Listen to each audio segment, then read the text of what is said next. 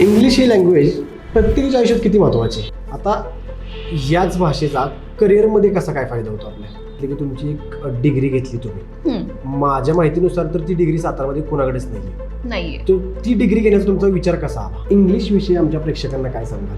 House queen आहे आणि घर सांभाळत सांभाळत त्यांना मुलांना सुद्धा खूप छान शिक्षण द्यायचंय. पण ज्यावेळेस त्या पॅरेंट्स मीटिंग मध्ये जातात आणि त्यावेळेस काय होतं, करिअरमध्ये बघायला गेलं काही लोक आहेत जे एकाच ठिकाणी गेले 20 वर्ष 15 वर्ष काम करतात. आपल्या इकडची मुलं मोठ्या हौसेनी पालक त्यांना इंजिनिअरिंगला घालतात किंवा मेडिकलला घालतात. पण ह्या मुलांचं होतं काय की आता ह्या लँग्वेजशी एवढी सिमिलर झाली आहे की तिला एखादी गोष्ट मराठीत किंवा माझी मातृभाषा जी काही आहे त्या भाषेत जर रागवलं तर तिला रडायला येत नाही.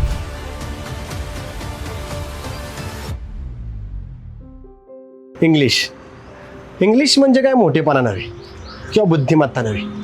इंग्लिश ही एक कम्युनिकेशन पॉवर आहे, एक ॲक्सेस आहे जे जगाबरोबर संवाद साधण्यासाठी मदत करत असते. तुम्ही कित्येक वेळा पाहिला असेल की तुमच्या ऑफिसमध्ये मीटिंग चालू असते आणि तुमच्याकडे सर्वोत्तम आयडिया असतात, पण त्या तुम्हाला सांगताच येत नाही आणि तुमच्या आयडियांचं क्रेडिट दुसरंच कोणीतरी घेऊन जातं. अशी कित्येक उदाहरणं आहेत जी बऱ्याच जणांच्यावर घडली देखील असतील आणि याचं बऱ्याचदा कारण असतं ते म्हणजे इंग्लिश.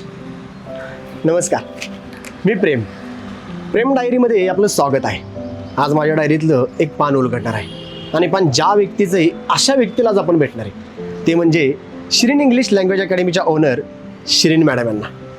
आज आपण त्यांचा क्लास आणि त्यांच्या जीवन प्रवासाविषयी चर्चा करणार आहोत. श्रीन मॅडम लहानपणापासून शाळेत हुशार, त्यांना MPSC करून सरकारी अधिकारी बनायचं होतं, पण नियतीच्या मनात भलतंच होतं.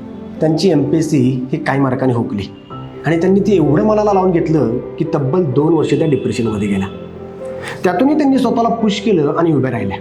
स्वतःची स्पोकन अकॅडमी चालू केली. त्या अकॅडमीच्या माध्यमातून personality development, communication skill, interview skill अशा कोचिंग करतात. त्याचबरोबर यशोदा कॉलेज आणि KVP कॉलेजला कामसुद्धा केलं आहे. शिवाय मल्टीनॅशनल कंपनीतल्या एम्प्लॉईजना ट्रेनिंगसुद्धा देतात. चला तर मग आज एक आपण प्रेरणादायी व्यक्तिमत्व असलेल्या श्रीन मॅडम यांना भेटूया. इंग्लिश ही लँग्वेज प्रत्येकाच्या आयुष्यात किती महत्त्वाची आहे? ओके, सो इंग्लिश ही भाषा प्रत्येकाच्या आयुष्यात खूप महत्त्वाची आहे असं मला वाटतं, पण ते ज्याच्या त्याच्या गरजेनुसार.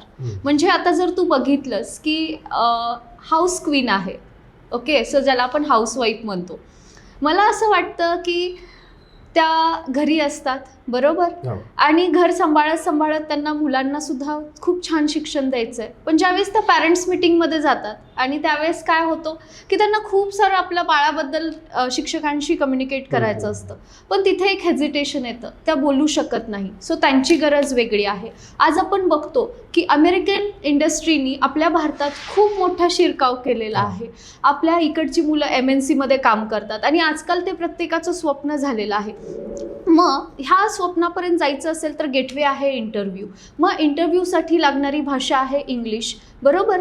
त्यानंतर आपल्या इथे काही लोक आजकाल इन्स्टा हे खूप मोठं आपल्यासाठी सोशल प्लॅटफॉर्म झालेलं आहे. एखादं कॅप्शन टाकायचं म्हटलं तरी ते तुम्हाला ChatGPTला विचारावं लागतं आणि मग तुम्ही ते कॅप्शन बरोबर आहे का, करेक्ट आहे का, ह्या गोष्टीत अडकता आणि तुम्ही नंतर ते क्रिएट करता आणि पोस्ट करता. म्हणजे तिथे तुम्हाला सुद्धा ChatGPTची मदत घ्यावी लागते. नो डाऊट आजकाल जग हे ChatGPTचं बनलेलं आहे किंवा तुमचं Gemini AI आहे. पण ह्या सगळ्यांच्यात ज्यावेळेस तुमची वेळ येते की समोर जाऊन काहीतरी बोलायचं आहे, प्रेझेंटेशन द्यायचं आहे किंवा एखाद्याचं प्रमोशनसुद्धा ह्या भाषेमुळे अडकलेलं असतं, कारण की त्याला भीती आहे की बाबा टेक्निकली मी फार साऊंड आहे, पण when it comes to communication त्यावेळेस मी कुठेतरी कमी पडतोय. हा आतून असणारा न्यूनगंड फार विचित्र पद्धतीने आपण बघतोय आजकाल. सो ह्या भाषेची गरज ही प्रत्येकाच्या गरजेनुसार वेगवेगळी आहे, पण प्रत्येकाला गरज ही आहेच. आता याच भाषेचा करिअरमध्ये कसा काय फायदा होतो आपल्या? अच्छा, हा पण खूप छान प्रश्न आहे. करिअरमध्ये बघायला गेलं तर आता मी जसं म्हटलं की काही लोक आहेत जे एकाच ठिकाणी गेले 20 वर्ष 15 वर्ष काम करतात, पण त्यांची त्या ह्याच्यात एवढं धाडस नसतं त्या व्यक्तीमध्ये की जाऊन मी स्विच करेन. का तर जर मला स्विच करायचं आहे तर again I have to appear for an interview बरोबर. मग त्या इंटरव्ह्यूमध्ये समोर येणारे प्रश्न त्यांना फेस करायची ताकद, किंवा ते प्रश्न कुठल्या भाषेत असतील. कदाचित इंटरव्ह्यू घेणारा जर मातृभाषेशी तुमच्या त्याची भाषा मॅच होत असेल तर तो कदाचित थोडासा फ्लेक्झिबल राहून तुम्हाला 2-4 प्रश्न मराठीत किंवा हिंदीत विचारेल. पण समोरचा जर व्यक्ती फ्लुएंट इंग्लिश स्पीकर असेल तर ते आपल्या मनात न्यूनगंड निर्माण होतो की मी ही भाषा बोलू शकत नाही, मग मला इंटरव्ह्यूला जायचं नाहीये. सो करिअरच्या पाथमध्ये येणाऱ्या प्रमोशन ही सुद्धा संधी जाते. तसंच आपल्या इकडची मुलं मोठ्या हौसेने पालक त्यांना इंजिनिअरिंगला घालतात किंवा मेडिकलला घालतात, किंवा आजकाल बरेच असे क्षेत्र आहेत की जिथे इंग्लिश हे गरजेचं आहे. पण ह्या मुलांचं होतं काय, तर अभ्यासक्रमात दिलेल्या गोष्टी ते खूप चांगल्या आहेत, त्यांना टेक्निकली नॉलेज खूप चांगलं आहे, पण ज्यावेळेस ते भाषा ह्या विषयावर येऊन अडकतात, किंवा आपण म्हणतो की लँग्वेज, शाळेपुरती त्यांनी ग्रॅमर शिकलेली असते आणि आपल्याला असं वाटतं की ग्रॅमर आलं की भाषा आली, पण असं नाही आहे. ग्रामर हा पार्ट वेगळा आहे आणि day to day life communication हे फार वेगळं आहे. जसं की आपण लहान असताना म्हणायचो की रफची भाषा, तुला आठवत असेल, कदाचित तू पण तुझ्या मित्रांसोबत बोलला असेल की मग ही भाषा आपल्याला कशी काय यायला लागली. कधी विचार केला का ह्या गोष्टीवर कोणी? नाही केला. का नाही केला? तर बाबा आपल्या फ्रेंड्स होते बरोबर, मित्रांनी बोलायला सुरुवात केली, आपण ते ऐकायला सुरुवात केली आणि ऐकता ऐकताच आपल्याला ती भाषा यायला पण लागली. आपल्या सराउंडिंग मध्ये जे काय घडत होतं येस, ते आपोआप आपल्याला आपण आत्मसात केलं म्हणूया त्याला. येस, आत्मसात केलं. सो भाषा, माझं असं मत आहे की फक्त व्याकरण शिकणं ह्याच्याशी रिलेटेड नसते, त्यात तुमचे 4ही स्किल लागतात. म्हणजे जसं की लिसनिंग आहे, रायटिंग आहे, स्पीकिंग आहे आणि रीडिंग आहे. सो ज्यावेळेस तुमचे 4 स्किल्स हे एकत्र येतात आणि त्याच्यासोबतच आहे की तुमचं व्होकॅब्युलरी. म्हणजे मला असं वाटतं की एक व्होकॅब विटॅमिनची गोळी सगळ्यांनी रोज घ्यायला हवी. म्हणजे रोज तुम्ही जर काही नवीन शब्द ऐकले किंवा त्याचा अर्थ समजून घेतला, डे टू डे लाईफमध्ये ज्यावेळेस तुम्ही बोलताय, इंटेन्शनली ते शब्द तुमच्या वाक्यात येऊन देत किंवा बोलता बोलता ओघात येऊन देत, दिनचर्यामध्ये आपले आले सो पाहिजे. इंटेन्शनली तुम्ही ते ऍड करत गेला की त्या शब्दांचा अर्थ किंवा ते कसे वापरायचे हे तुम्हाला कळत जातं. आणि ज्यावेळेस तुम्हाला ही ट्रिक जमली त्यावेळेस मग थोडंफार ग्रामरची मदत घ्या आणि करेक्ट सेंटेन्स बनवा. इतकी सोपी ही भाषा आहे शिकायला. आता इंग्रजी शिकल्याने पर्सनॅलिटी किंवा मानसिकतेमध्ये काही फरक पडतो का? हो, नक्कीच पडतो. कारण की आधीची शिरीन आणि आत्ताची शिरीन, म्हणजे आता माझंच उदाहरण तुला सांगते. ज्यावेळेस मी कॉलेजमध्ये होते, मला त्यावेळेस नाही कळालं की इंजिनिअरिंग माझा कल आहे की मला अजून दुसऱ्या कुठल्या तरी गोष्टीत छान वाटतं, म्हणजे मी माझं प्रोफेशन बनवू शकते. Somehow I completed my degree आणि त्यानंतर मला एका स्टेजला जाऊन रिअलाईज झालं की नाही यार, म्हणजे तुझा जो कल आहे दॅट इज द डिफरंट. तुला लोकांशी बोलायला आवडतं, तुला कम्युनिकेट करायला आवडतं, तुला लोकांना गाईड करायला आवडतं. सो ज्या शिरीनला सगळ्यांनी काही वर्षांआधी बघितलेलं, ज्यावेळेस माझी डिग्री कंप्लीट झाली, I am the different kind of personality नाव. कारण की ही भाषा फक्त तुम्हाला स्वतःपुरती मर्यादित नाही ठेवत, ही तुम्हाला वर्ल्डला कनेक्ट करणारी सगळी दारं ओपन करून देते. जसं की माझं सेल्टा हे पूर्ण झालं कॅम्ब्रिजमधून. ज्यावेळेस मी तिथे सेल्टा करत होते तर मला वेगवेगळ्या देशातून तिथे मित्रमैत्रिणी मिळाल्या, आमचे कनेक्ट वाढले. माझे जे ट्रेनर होते जे की त्यांचं नाव आहे अली आणि Amy. So Ali was Ali हा टर्कीमधून होता आणि ॲमी ही होती ती श्रीलंकन होती. सो मला ह्या दोन्ही व्यक्ती खूप चांगल्या पद्धतीने तिथे गाईड करत होत्या. सोबत असलेला माझा एन्झो म्हणून एक फ्रेंड होता, तो कोलंबियाचा होता. त्यानंतर साविया म्हणून होती, ती तिथलीच होती, दुबई रेसिडेन्स होती. त्यानंतर अमॅन्डा म्हणून एक मुलगी होती, ती UK मधून शिकून आलेली. सो ह्या भाषेने मला जगाची दारं ओपन करून दिली. आज माझ्याकडे जे स्टुडंट्स येतात ते जगातल्या प्रत्येक ठिकाणापासून मला ऑनलाईन कनेक्ट करतात. सो नक्कीच ही भाषा तुमची पर्सनॅलिटी आणि तुमच्या आयुष्यातली प्रत्येक गोष्ट बदलू शकते. म्हणजे फक्त एज्युकेशन वाईजच नाही, म्हणजे माझ्या मुलीला तो एक्सप्लोजर मिळाला की ती वयाच्या 10व्या वर्षी तिथे जाऊन राहिली. तिथे तिने वेगवेगळ्या कल्चरची मुलं बघितली, त्यांचा अभ्यास करायचा पॅटर्न बघितला, त्यांच्याशी ती 1-1.5 महिना कम्युनिकेट करायची. सुरुवातीला तिलाही स्ट्रगल झाला. का तर येणाऱ्या प्रत्येक मुलांची भाषा वेगवेगळी होती. मग त्यांच्यासाठी कम्युनिकेशनचं एकच माध्यम होतं आणि ते म्हणजे इंग्रजी भाषा. पण त्या एका महिन्याचा तिला असा फायदा झाला की तिचं स्वतःचं कम्युनिकेशनसुद्धा सुधारलं. सो तिला आता टू बी फ्रँकली आम्ही सांगायचं झालं तर ती आता ह्या लँग्वेजशी एवढी सिमिलर झाली आहे की तिला एखादी गोष्ट मराठीत किंवा माझी मातृभाषा जी काही आहे त्या भाषेत जर रागवलं तर तिला रडायला येत नाही. म्हणजे कदाचित असं असतं की भाषा ही तुमची इमोशन्स पण होऊ शकते. तिला इंग्लिशमध्ये रागवलं की रडायला येतं लगेच. एवढा इम्पॅक्ट आहे. एवढा इम्पॅक्ट आहे. म्हणजे तुम्ही कुठल्या पद्धतीने भाषेकडे बघताय ह्याच्यावर सुद्धा बरंचसंच अवलंबून आहे. कारण की आता ती इंग्लिश मिडियमला, आजकाल आपल्याकडे पॅटर्न आहे की मुलं इंग्लिश मिडियमला शिकतात, बरोबर, त्यांना स्कूलमध्ये कंपल्शन आहे. मग टीचर लोकांनी ज्यावेळेस एखादी इन्स्ट्रक्शन त्यांना इतर कोणत्याही भाषेत देत आहे त्यावेळेस तिला जे इम्पॅक्टच जात नाही ते कदाचित त्या गोष्टीचा, तो मेसेज पोहोचत नाही तिच्यापर्यंत, तो मेसेज पोहोचत नाही. सो जसं आपल्याला मराठी, जसं आपल्याला बोलताना विचारच नाही करावा लागत, आपण फट फट फट फट मराठी बोलतो, जसं की आत्ता आपण बोलतोय, आपल्याला विचार नाही करावा लागत आहे. पण ही भाषा असा इम्पॅक्ट करते की म्हणजे तुम्हाला झिरोपासून हिरो बनवण्याची ताकद ह्या भाषेत आहे. जसं की आजकाल आपण बघतोय की ग्लोबली खूप मोठा कनेक्ट आहे बिझनेससाठी. तर जर तुम्हाला बिझनेस जरी करायचा असेल तरी तुम्हाला जगाशी कनेक्ट करणं गरजेचं आहे. मग तुम्हाला ह्या सगळ्या डील्स करायच्या असतील तरी तुम्हाला माध्यम एकच आहे, ते म्हणजे इंग्लिश भाषा.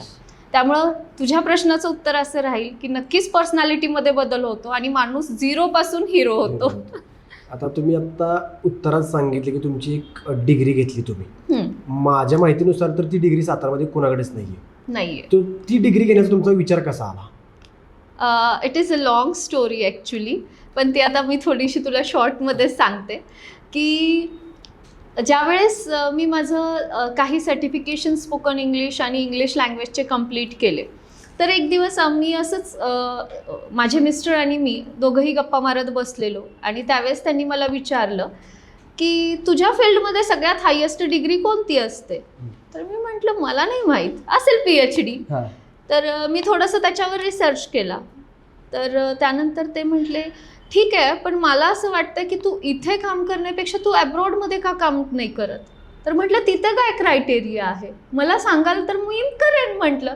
तर म्हटले नाही, ते तुझं तू शोधायचं.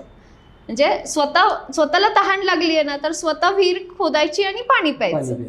तर मग मी थोडंसं सर्च केलं तर मला मग असे काही कोर्सेस सापडले ज्यात हे आता जे मी केलं ते लेवल 5 सर्टिफिकेशन आहे. सो ह्याच्यानंतर अजून एक सर्टिफिकेशन असतं डेल्टा, मी केलं सेल्टा.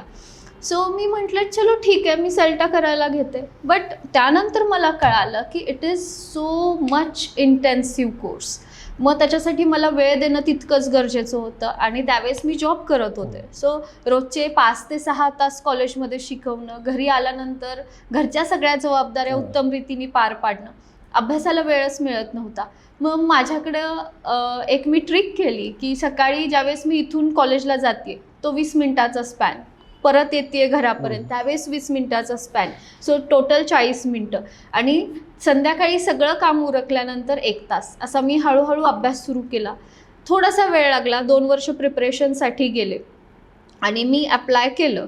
तर ही खूप मोठी प्रोसिजर आहे की ज्यावेळेस तुम्ही ही डिग्री परस्यू करताय त्यावेळेस तुम्हाला आधी पेपर द्यावे लागतात. ते पेपर तुम्हाला मेल थ्रू पाठवावे लागतात. त्यात कंडिशन्स अशी असते की तुम्ही कुठल्याही AI मॉडेलचा यूज नाही करायचा आहे, तुम्ही ChatGPT नाही वापरायचं आहे. Whatever you want to write you have to write it at your own. So अशी कंडिशन असते.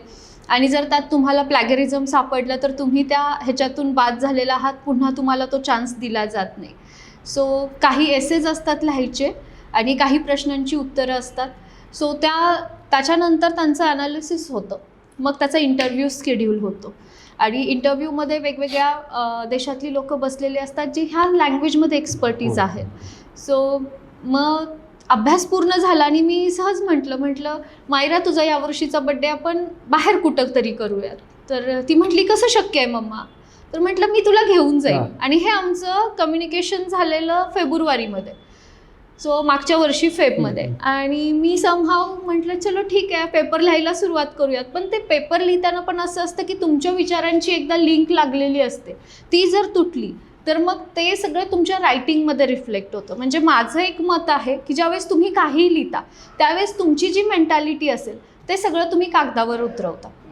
मग मी तो एसे लिहायला सुरुवात केली, पण समहाव काय झालं की पहिल्या दिवशी लिहायला बसले, मला असं वाटलं यार हे मला नाही जमणार आहे. म्हणजे वर्ड काउंट खूप हायर आहे, तो शब्द पुन्हा तुम्हाला नाही वापरायचा आहे. बट म्हटलं नाही, I have promised my daughter की मी तुला बाहेर घेऊन जाणार आहे तुझ्या वाढदिवसावेळेस. सो ती एक जिद्द होती, ती त्याच्या मागची प्रेरणा होती की नाही बाबा, माझी ही पहिलीच ट्रिप आहे आणि मला माझ्या मुलीला बाहेर पण घेऊ जायचं आहे, मला माझी डिग्री पण घ्यायची. सो मी ट्राय केला, पेपर सबमिट केला. पेपर सबमिट झाल्यानंतर त्यांचा एक 4 दिवसांनी मला मेल आला की तुमचं पेपर सिलेक्ट झालेलं आहात, तुम्ही टेस्टमध्ये पास झाला आहे. सो मला माझे हार्टबीट असे वाढलेले की म्हटलं यार, म्हणजे तिथपर्यंत तर पोचली आहे मी, आता एक टप्पा आहे इंटरव्ह्यू. सो सरांचं थोडीशी तयारी चाललेली इंटरव्ह्यूची की आता तू काय करणार, कुठे थांबून इंटरव्ह्यू देणार, तुझा इंटरव्ह्यू संध्याकाळी 6 वाजता आहे, मग आता तू कसं मॅनेज करणार, तुझं कॉलेज, तुला लीव घ्यायला लागेल.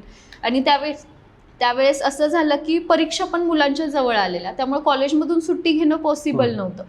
मग त्या दिवशी मी कॉलेज केलं, पटकन तिथून निघाले, घरी आले. ऑलमोस्ट घरी पोचले त्यावेळेस 6ला 5 मिनटं कमी होती. 5 मिनटं आधी जाऊन लॅपटॉप ऑन केला आणि बसले समोर.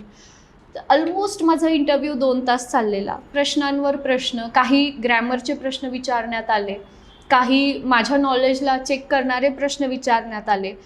मानसिकता तुमची किती आहे हा कोर्स परस्यू करण्याची, हे आधी खूप बघितलं जातं. कारण की हा 30 दिवसाच्या कोर्समध्ये तुम्हाला अजिबात श्वास घ्यायला सुद्धा उसंत नसते. म्हणजे ज्यावेळेस हा कोर्स परस्यू करण्यासाठी मी तिथे गेले, हे दोघं जण जे माझ्यासोबत होते, सर आणि माहिरा, दे वर एन्जॉईंग लॉट. म्हणजे त्यांनी प्रत्येक अट्रॅक्शन तिथलं बघितलं.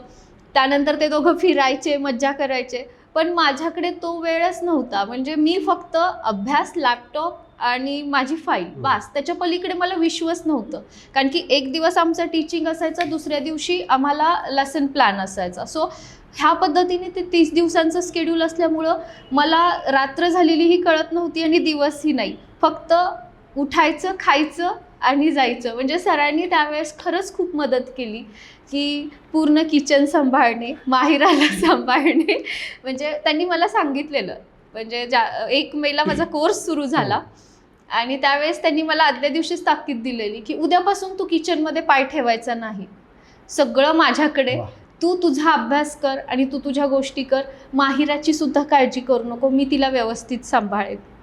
मग त्या दोघांचं शेड्यूल व्यवस्थित बसवलेलं. समहाऊ आपल्याकडे इंडियन कल्चरमध्ये हा थोडासा ॲक्सेप्टन्स फार कमी आहे की एखाद्या नवऱ्याने ह्या सगळ्या गोष्टी करणे. पण सरांनी ह्या सगळ्या बाउंड्रीजना क्रॉस करत प्रत्येक वेळेस मला मदत केलेली आहे. तुमच्याबद्दल बोलायचं झालं तर थोडं उलट आहे की एक सक्सेसफुल पुरुषाच्या पाठीमागे एक स्त्रीचा हात असतो. तुमच्या बाबतीत उलट आहे की सक्सेसफुल स्त्रीच्या पाठीमागे एक पुरुषाचा हात आहे. पुरुषाचा हात आहे, एका नाही, मी म्हणेन 3 पुरुषांचा फार मोठा हात आहे. खरं सांगायचं झालं तर एक म्हणजे माझा भाऊ, जो की मला नेहमी मोटिवेट ठेवतो. म्हणजे काय माहीत, आमच्या एवढ्या वाईब्स मॅच होतात की प्रत्येक वेळेस काहीही असेल, मी म्हणजे असं शांत बसले ना, त्याला जर असं फोनवरून जरी वाटलं की आज दीदी शांत आहे, यार दीदीचं काहीतरी बिन असलंय, याच्या तो जोक सांगेल, काहीतरी मला ऐकवेल, तर ह्या गोष्टी होतात. आणि तो त्या बरोबर फ्लोमध्ये आणून काय चाललंय ह्या प्रश्नापर्यंत बरोबर पोहोचतो. आणि शेवटी मला समहाव ते बोलावं लागतं. एकदा बोलल्यावर कसं असतं, बोलून माणसाचं मन हलकं होतं, बरोबर. सो ह्या सगळ्या जबाबदाऱ्या सांभाळताना जे आपण म्हणतो एक मोटिवेशन, सो ते काम करतो. त्यानंतर दुसरं मी सरांचं एक उदाहरण दिलं की बाबा, सरांची मदत ही प्रत्येक वेळेस मला असते. म्हणजे प्रत्येक वेळेस तो माणूस माझ्या मागे आपण म्हणतो की एखादा खंबीरपणे उभा असतो, म्हणू शकतो. आणि तिसरी व्यक्ती म्हणजे माझे बाबा. तर त्यांचं एकच म्हणणं असतं की तू करत राहा, पुढचं पुढे बघूयात. म्हणजे तुला यश मिळतंय किंवा मिळत नाही ह्याच्याकडे तू बघूच नकोस, फक्त करत राहा. देणं न देणं हे त्याच्या हातात आहे. ॲक्च्युली प्रत्येक मुलीच्या पाठीमागे तिचा बाबा उभा असतोच. येस, असतो, डेफिनेटली. मला असं विचारायचं आहे की तुमचं इंग्लिश लहानपणी कसं होतं? तसं बघायला गेलं तर मी वर्गात असताना पहिल्या 3 मध्येच होते. म्हणजे काइंड ऑफ खूप सिन्सिअर वा. पर्सनॅलिटी होते मी. आणि मला लहानपणापासून कम्युनिकेशन आवडायचं, पण स्कूलमध्ये असताना ते मी मराठीत करायचे. आणि राहिली इंग्लिशची गोष्ट तर माझं इंग्लिश चांगलं होण्यामागं माझ्या स्कूलचे जे टीचर आहेत, DK पवार सर म्हणून, आज जवळजवळ त्यांचं वय असेल 86-87 वर्ष वय असेल सरांचं, पण आजही मला सर कुठे दिसले तर मी त्यांना वाकून नमस्कार करते. कारण की सर होते कदाचित, त्यामुळं आज मला ह्या संधी आयुष्यात मिळत गेल्या. त्यांचं शिकवणं खूप चांगलं होतं आणि वर्गात ते प्रत्येक गोष्ट आमच्याकडून करवून घ्यायचे. म्हणजे सांगायचं झालं तर अगदी छोटे छोटे शब्द पाठ करून घेण्यापासून त्यांनी आमची सुरुवात तशी झाली. आणि माझ्या इंग्लिशच्या बाबतीत बोलायचं झालं तर आधीचा पॅटर्न, मी मराठी मीडियमला होते. सो 5वीला गेल्यावर त्या 4 रेगी वहीत कॅपिटल स्मॉल लेटर्स लिहिणे. आपल्या टाइमला आठवते मला की 4 रेगी होई असायची. 4 रेगी वही असायची आणि त्यात आपण लिहायचो. पहिल्यांदा कॅपिटल लेटर्स, नंतर स्मॉल लेटर्सनी सुरुवात झाली. मग हळूहळू स्पेलिंग पाठ करायला सुरुवात झाली. आणि बेसिकली असा फायदा झाला की पाठांतर चांगलं असल्यामुळं मला ती सवयच लागली की रोज 5 नवीन शब्द पाठ करायचे, त्याचे अर्थ समजून घ्यायचे आणि त्याचे वाक्य बनवायचे. सो ह्या सवयीमुळं 10वीपर्यंत माझा शब्दकोश हा चांगला झालेला. आणि त्यात सांगायचं झालं तर की मला एक डायरी लिहायची सवय होती. मग जे काही दिवसभरात होतं किंवा चांगल्या गोष्टी घडल्या किंवा वाईट गोष्टी घडल्या किंवा मला जे काही माझे फ्युचर प्लॅन्स आहेत तर ते मी इंग्लिशमध्ये लिहायचा प्रयत्न करायचे. आज जर मी मागे वळून बघते तर त्या डायरीला बघून मला हसायला येतं की त्यात मी स्वतःहून मार्क करून ठेवलेत रेड पेनाने माझ्या मिस्टेक्स, की बाबा इथे तुझा टेन्स चुकलेला आहे, इथे थोडंसं आर्टिकल्स चुकलेले आहेत. पण ह्या गोष्टींनी मला कॉन्फिडन्स दिला माझ्या पर्सनली माझ्या गोष्टी बिल्डअप करण्यासाठी म्हणू शकतो. पण तसं इंग्लिश हे छानच होतं माझं लहानपणापासून. आता हा क्लास आपला जेव्हा आपण सुरू करत होतो किंवा सुरू करायचा होता त्यावेळेस तुमच्या मनामध्ये काय होतं किंवा काय चॅलेंजेस आले? अच्छा, हा क्लास सुरू करायच्या आधी मी पुण्यात जॉब करत होते. तर तिथे कोविड टाईमच्या आधी एका प्री स्कूलमध्ये मी काम केलेलं आणि त्यानंतर ते काम शिकत शिकत मला असं जाणवलं की माझी कम्युनिकेशन खूप चांगली आहे. आणि त्यानंतर मी काही कोर्सेस केले इंग्लिश लँग्वेज शिकण्यासाठी. म्हणजे already it was good, but त्यामध्ये जर मला कोणाला गाईड करायचं असेल तर मला त्या गोष्टीतलं सगळं नॉलेज असायला हवं असं मला वाटलं. सो मी ती भाषा खूप छान पद्धतीने शिकायचा प्रयत्न केला. आणि त्या भाषा मला अवगत झाल्यानंतर मी सातारा जिल्ह्यातल्या बऱ्याच शाळा व्हिजिट केल्या, बरेच कॉलेजेस व्हिजिट केले. कधी कधी कोविडमध्ये खूप वेळ होता, मग कॉलेजची मुलं गावातली इकडे तिकडे बसलेली असायची. आम्ही मोस्ट ऑफ टाईम आमचा कोविडचा आमच्या फार्म हाऊसवर घालवला. तर जाता येताना रस्त्याने कॉलेजची मुलं भेटायची. मग त्यांना मी विचारायचे की तुला इंग्लिश येतं का, किंवा तुला बोलताना काय काय अडचणी येतात. मग मुलं मला सांगायची आम्हाला ग्रॅमरच येत नाही, आमचा कॉन्फिडन्स लूज असतो, आम्हाला स्टेजवर गेलं की मॅडम हातापायाला घाम सुटतो, माझे हात पाय थंड पडतात, किंवा काय बोलायचं ना त्याच्यासाठी शब्दच आठवत नाहीत. मग मी हे प्रॉब्लेम्स जे होते ते कॉमन प्रॉब्लेम्स लिहून काढले. म्हटलं ह्याला मी ओव्हरकम करण्यासाठी काय करू शकते. सो मी म्हटलं फक्त ग्रामर शिकवणं म्हणजे भाषा शिकवणं नाही आहे. भाषा शिकण्यासाठी जसं मी तुला म्हटलं सुरुवातीला की ती रफची भाषा होती, जे आपण कोड लँग्वेज वापरायचो, ते आपण ऐकून ऐकून शिकलो. म्हणजे ह्या मुलांना हे 4ही स्किल्स मला दिले पाहिजेत. मग असं मला कोणता कोर्स डिझाईन करता येईल की ज्याच्यातून मी मुलांना ग्रॅमर शिकवेन आणि ॲक्टिव्हिटीज थ्रू हे 4ही स्किल्स कवर करेन. मग मी त्या पद्धतीने माझा सिलेबस तयार करायला सुरुवात केली. सिलेबस तयार झाल्यानंतर मी सरांना एकदा असंच म्हटलं मी क्लासेस घेऊ का ऑनलाईन. सर म्हटले कसे घेणार तू क्लासेस, आत्ता कोविड टाईम आहे, तुला कोण स्टुडंट देणार. म्हटलं मी गावातली 4 मुलं गोळा करते आणि मी त्यांना शिकवते. म्हटले मग गोळा करण्यापेक्षा एक काम कर ना. म्हटले त्यावेळेस त्या पिरियडपर्यंत हळूहळू शाळा थोड्याफार सुरू झालेल्या. तर मी म्हटलं की मी काय केलं पाहिजे, मला म्हणजे थोडंसं मुलांना गाईड करता येईल, कारण की मला फार वाईट वाटतं की माझ्याकडे आहे नॉलेज आहे आणि ते मी मुलांना देऊ शकत नाही आहे. मग मी तिथल्या आमच्या गावातल्या स्कूलमध्ये जाऊन प्राचार्यांना भेटले तर त्यांची मी परमिशन घेतली. म्हटलं मी 9वी-10वीच्या मुलांना शिकवलं तर चालेल का? तर त्या म्हटल्या हो अगं ये ना, कधीही ये. मग मी तिथे जायला सुरुवात केली. मग त्या मुलांना असं वाटायला लागलं की शाळेतला वेळ कमी पडतोय शिकायला. मग एक दिवस झुंडच्या झुंड आमच्या घरी गेटवर, आणि बाहेरून ओरडायला लागले, शिरीन मॅडम शिरीन मॅडम. म्हणून मी खाली वाकून बघितलं, मी वरती होते, मी खाली वाकून म्हटलं काय रे बाळांनो? तर म्हटलं तुम्ही खाली या. मग मी खाली गेले. आम्हाला उद्यापासून तुमच्या घरी यायचं आहे. म्हटलं अरे कोविड टाईम आहे, म्हटलं एकत्र आपण नाही येऊ शकत. म्हटले मॅडम प्लीज आमच्यासाठी ॲडजस्ट करा. म्हटलं अरे बाळ लहान आहे माझं, म्हटलं तिला काही त्रास नको. तर मग मुलं म्हटली मग आमच्याकडे एक पर्याय आहे, आम्ही शाळेत जास्त वेळ थांबतो शनिवारी, तुम्ही आम्हाला येऊन शिकवायचं. सो मी तिथून सुरुवात केली. मग त्या मुलांना ते आवडायला लागलं. हळूहळू मग मला असं वाटलं की यार ह्या मुलांना आवडतं, मग आपण ऑनलाईन पण सुरू करू शकतो. मग ऑनलाईन सुरू करण्यासाठी काहीतरी प्लॅटफॉर्म हवं आपल्याकडे, किंवा काहीतरी इक्विपमेंट्स हवे. कोविड टाईममध्ये डिलिव्हरीज ॲमेझॉनच्या वगैरे येत नव्हत्या. मग समहाव हा लॅपटॉप मी घेतला, तो साताऱ्यात डिलिव्हर झाला. मग मी आणि सर हळू सातारा, त्यावेळेस पोलीस वगैरे खूप असं येस. सो मग हा साताऱ्यात येऊन पार्सल कलेक्ट केलं. ह्याच्यासोबतच सरांनी म्हटलं अरे तू टाईप कसं करणार? म्हटलं मग काय करायचं? म्हटले मी तुला एक रायटिंग पॅड देतो, मग ते तू शिक त्याच्यावर की कसं लिहायचं. मग मी ते शिकायला सुरुवात केली. समहाव टेक्निकल पर्सन आहे, इंजिनिअरिंग कम्प्लीट झालेलं आहे, आणि माझं नेहमी म्हणणं असतं की engineers can do anything. So मी ते पण टेक्निक शिकून घेतलं. मग हळूहळू मी त्याच्यावर प्रॅक्टिस करायला लागले. आणि त्यानंतर म्हटलं मग आता स्टुडंट्सना कन्वे कसं करायचं. सो मी एक रफ व्हिडिओ फेसबुकवर टाकला, आणि तो लोकांना इतका भावला. भावण्यापेक्षा त्याच्या मागची भावना सरळ होती की मुलं स्ट्रगलमध्ये आहेत आणि I can guide them. So ह्या क्लिअर भावनेने मी तो व्हिडिओ शूट केला.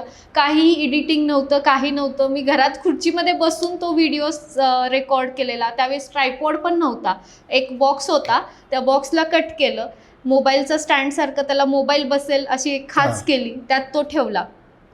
तो व्हिडिओ पोस्ट झाल्यानंतर मला काही जणांनी सजेस्ट केलं की तू शिकव आणि त्याचे व्हिडिओ पोस्ट करायला सुरुवात कर. आता प्रश्न होता बोर्ड कुठून आणायचा. मग आम्ही ते छोटे छोटे व्हाईट पेपर कलेक्ट करायचो, त्याच्यावर मी रोज लिहायचे, मग ते भिंतीवर स्टिक करायचं, आणि त्या पद्धतीने मग ते लिहून त्याच्यावर शिकवायचं. आणि असे व्हिडिओ मी रफली शूट करायला लागले. हे असं केलं तुम्ही? येस, मी हे केलं कोविड टाईममध्ये. आणि त्यानंतर मग मी टेक्निक स्वतः डेव्हलप करत गेले. म्हणजे जर कॉमनली एखादा टॉपिक घेतला तर तो मी कॉमन सारखं नाही टीच करत, तर त्याला मला अजून वेगळ्या पद्धतीने मुलांना कसा देता येईल, किंवा लर्नर्स कुठल्या एज ग्रुपचे आहेत आणि ह्या टॉपिकची लेवल मी कशी ॲडजस्ट करू शकते.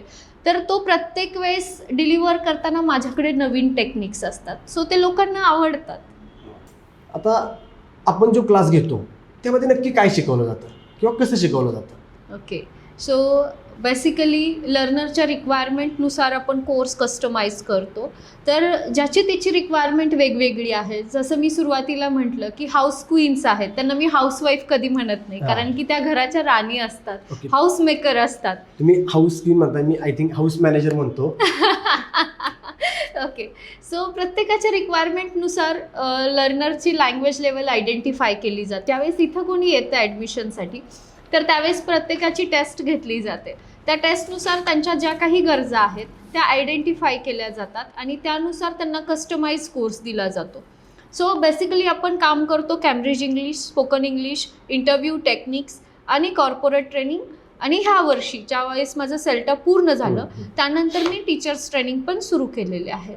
आणि लहान मुलांसाठी मजेशीर गोष्ट म्हणजे आपण फोनिक्स क्लासेस पण प्रोव्हाइड करतो. ओके, आता या सर्व गोष्टी करत असताना तुम्ही स्वतःला मोटिवेट कसं ठेवता? अच्छा, हा खूप मजेशीर प्रश्न आहे. प्रत्येकाचं काही ना काहीतरी आयुष्यात मोटिवेशन असतं. सो माझ्या आयुष्यातलं मोटिवेशन जसं मी म्हटलं सुरुवातीला की पहिलं मोटिवेशन आहे माहिरा, आणि दुसरं मोटिवेशन आहे माझे आई वडील. त्यांनी माझ्यात एक सवय घातली आहे की हरायचं नाही कधी आयुष्यात. माझी आई फार हार हुनरी आहे, म्हणजे, आणि पप्पांचं एक आहे की हार मानायची नाही. कितीही संकटे येऊन देत त्याला तुम्ही फेस करत जावा आणि पुढचा रस्ता बघा. तो तुमच्यासाठी देवानी उघडा ठेवलेलाच असतो, फक्त तो तुम्ही बघत नाही. किंवा कसं असतं की त्या डेस्टिनेशनपर्यंत आपण पोहोचलेलो असतो, पण कुठेतरी आधीच आपण स्टॉप होतो आणि तो रस्ता आपण म्हणजे सोडून देतो. तर माझ्या आयुष्यातलं सगळ्यात मोठं मोटिवेशन हेच आहे की माझे आई वडील आणि माहिरा. तुम्हाला जर तुमच्या आयुष्यामध्ये मागं वळून पाहायचं झालं तर तुम्ही थँक्यू कोणाला बोलाल आणि का? माझ्या आयुष्यात मागं वळून बघायचं झालं आणि जर थँक्यू म्हणायचं झालं तर मी माझ्या चुकांना थँक्यू म्हणेन सगळ्यात आधी. कारण की मला असं वाटतं की माणसाला चुका शिकवतात आणि मी आयुष्यात माझ्या चुकांमधून शिकले.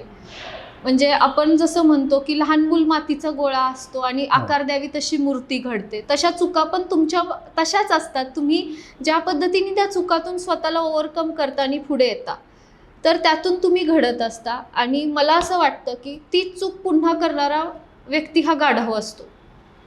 मी माझ्या स्टुडंटना पण हेच सांगते की चुका करणारा परत चुका करणारा कोण असतो? गाढव असतो. मग त्या चुका तुम्ही टाळा ना आयुष्यातल्या, त्याच चुका पुन्हा नाहीत करायच्या आयुष्यात. नवीन चूक झाली तरी चालेल. हा, नवीन चूक ऍक्सेप्टेबल आहे का? तर तुम्ही एक्सपिरियन्स घेताय त्या गोष्टीचा, तुम्ही त्यातून काहीतरी शिकणार आहात. पण आधीच केलेली चूक ही पुन्हा करायची नाही. आणि तसं सांगायचं झालं तर माझ्याकडे माझी चुकांची एक डायरी आहे जी मी माझ्या 11वीपासून मेंटेन केलेली आहे. सो त्यात एकदा चूक झालेली मी लिहिते आणि ती चूक मी पुन्हा करत नाही. म्हणजे त्या बाबतीत मी फार डिसिप्लिन्ड आहे की मला त्या चुका परत करायला नाहीत आवडत. म्हणजे त्या माणसांच्या बाबतीतल्या असून देत किंवा माझ्या कामाच्या बाबतीतल्या असून देत, किंवा एखादी गोष्ट मला असं वाटलं त्या मोमेंटला नाही बाबा की तुझा डिसिजन चुकला, मग पुढच्या वेळेस डिसिजन घेताना ती चूक नाही करायची जी मी आधी केली आहे. ओके, आता मला गप्पांच्या शेवटच्या टप्प्यात तुम्हाला असं विचारायचं आहे की इंग्लिशविषयी आमच्या प्रेक्षकांना काय सांगाल? इंग्लिशबद्दल बोलायचं झालं तर जसं मी म्हटलं की गरजेप्रमाणे तुम्हाला इंग्लिश लँग्वेज हे येणं गरजेचंच आहे. पण पर्टिक्युलरली इंग्लिश ह्या वर्डबद्दल बोलायचं झालं तर ही भाषा खरंच खूप छान आहे. तुम्ही जेवढी शिकाल तेवढं तुम्ही अधिक खुलाल, कारण की तुमच्यासाठी जगाची दारंसुद्धा ओपन होतात ह्या लँग्वेजमुळं. वेगवेगळ्या संधी तुम्हाला मिळत जातील आयुष्यातल्या. आज IT मधल्या काम करणाऱ्या लोकांचे जर पॅकेजेस तुम्ही बघितले तर त्यांना खूप पॅकेजेस आहेत. सो ही भाषा तुम्हाला आर्थिकदृष्ट्या मानसिकदृष्ट्यासुद्धा सक्षम बनवते. कारण की माणसाच्या आयुष्यातला पैसा हेच त्याचं मोटिवेशन असतं. कारण की हे जग राहटी जे आहे ती पैसा ह्या एका गोष्टीवर चाललेला आहे. म्हणजे सकाळी उठल्यापासून संध्याकाळी झोपेपर्यंत अगदी पोटाची गरज फक्त ज्याच्या त्याच्या बॉडीच्या रिक्वायरमेंटनुसार 1 भाकरी 2 भाकरी असेल, पण बाकी जे काही चाललंय ते पैशासाठीच चाललेलं आहे. आणि जर तुम्हाला आयुष्यात पैसा ह्या गोष्टीला जर तुमच्या आयुष्यातल्या पुढं न्यायचं असेल, whether you are doing job और बिझनेस, तर तुम्हाला ही भाषा येणं गरजेचंच आहे. मॅडम, आत्तापर्यंत बरेच वेळा मी तुम्हाला भेटलोय. बरोबर. मी जेव्हा तुम्हाला वेळ मागितली तेव्हा तुम्ही मला एक पर्टिक्युलर वेळ दिली आहे. किंवा मी जेव्हा तुमच्याकडे बघतो तर यार आपण असं झालं पाहिजे, असं आपण बनलो पाहिजे, तर ते नक्की कसं काय? जसं मी आत्ता सांगितलं की हा प्रश्न मला मायरा पण सारखा विचारत असते की मम्मा तू एवढी परफेक्ट का आहे? तर ह्याच्या मागचं उत्तर असं आहे की माझी आई अशी आहे, तिला परफेक्ट राहायला आवडतं. तिच्या वयाच्या 20व्या वर्षापासून नोकरी केली. सो घर सांभाळताना, आमच्या जबाबदाऱ्या सांभाळताना, किंवा तिने माझं संगोपन करताना किंवा माझ्या भावाचं संगोपन करताना आम्हाला शिस्तीत ठेवलं. आणि तिच्याकडून माझ्याकडे हा परफेक्टनेस आलेला आहे की वेळ पाळणं, खरं बोलणं आणि असलेल्या जबाबदाऱ्या व्यवस्थित पार पाडणं. सो मला असं वाटतं की तिच्याकडून माझ्याकडं आणि माझ्याकडून ते आता पुढच्या पिढीत म्हणजे मायराकडे यावं. आणि कदाचित हेच कारण असेल की त्यामुळंच तुला नेहमी असं वाटतं की मॅडम परफेक्ट कशा काय, दिलेल्या वेळेला हजर किंवा सांगितलेल्या गोष्टी एकदम व्यवस्थित येतात. आणि ह्याच गोष्टीला मी रिलेट करते पुन्हा इंग्लिश लँग्वेज शिकण्यासाठी की कन्सिस्टन्सी फार महत्त्वाची आहे. ज्यावेळेस तुम्ही एखादी गोष्ट नवीन शिकता त्यावेळेस कन्सिस्टन्सी ही फार गरजेची आहे. डिसिप्लिन राहणं गरजेचं आहे की बाबा आज मला हा टास्क करायचा आहे तर तो मी करणार. भले चाहे माझ्या जे काही टास्क होते त्यात मला वेळ नाही मिळाला, पण झोपायच्या आधी मी 10-15 मिनटं, पूर्ण 100% नाही पण मी 90% पोहोचू शकतो. म्हणजे मी प्रयत्न करू शकतो. छोटा का होईना पण प्रयत्न करायचा, एक्सक्यूज नाही द्यायचे. नाही द्यायचे. सो बेसिकली ही भाषा पण तसंच आहे. रोज तुम्ही प्रॅक्टिस करत राहा, डेफिनेटली तुम्हाला थोडासा वेळ जाईल तुमच्या आयुष्यातला. माझ्यासारखी जर मराठी मीडियममधून येणारी मुलगी जर कॅम्ब्रिजपर्यंत पोहोचू शकत असेल तर मला नाही वाटत की ही गोष्ट तितकीही अवघड आहे जितकी लोक ह्याला समजतात आणि एक न्यूनगंड म्हणजे बाळगून राहतात. आता तुमचा जो जीवन प्रवास आहे तो मला आणि माझ्यासारख्या कित्येकांना निश्चितच प्रेरणादायक ठरू शकतो. आता खरोखर मला तुमच्याशी गप्पा मारून खरंच भारी वाटलं. थँक्यू. तर मित्रांनो, आज आपण इथंच थांबूया. पुन्हा भेटूया प्रेम डायरीमधील नवीन एपिसोडमध्ये. आनंदी राहा आणि आनंदी जागा.